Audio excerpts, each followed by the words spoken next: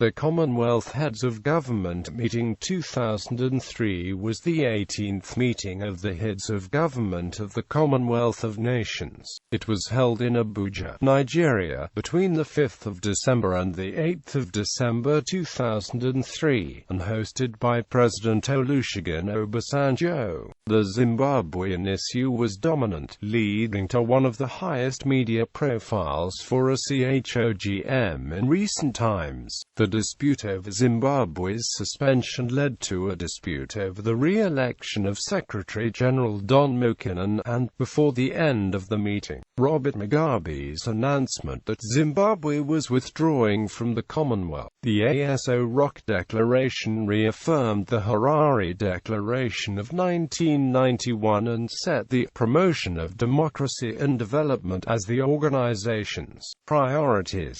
The meeting was attended by representatives of 51 countries out of the Commonwealth's 54 members. 38 were represented by the head of state or head of government. Zimbabwe. Rather predictably, but despite attempts to the contrary, the issue of Zimbabwe dominated. Some African members had spoken out against what they saw as the undemocratic suspension of Zimbabwe, but were criticized for not respecting the principle of consensus, under which dissenting voices to an issue that had already been decided and voting on are usually only heard privately. Olusegun Obasanjo was seen to have acquitted himself well in the Commonwealth's position of chairperson in office in the manner in which he addressed this issue. The issue was brought to a head in the election of the Secretary-General. The incumbent New Zealander Don McKinnon was nominated for another 4-year term, and convention stipulates that an incumbent running again is to be unchallenged. However, President Thabo Mbeki of South Africa spearheaded a campaign to have Sri Lanka's Laxman Kadiagama elected in protest over the handling of the Zimbabwe matter. Nonetheless,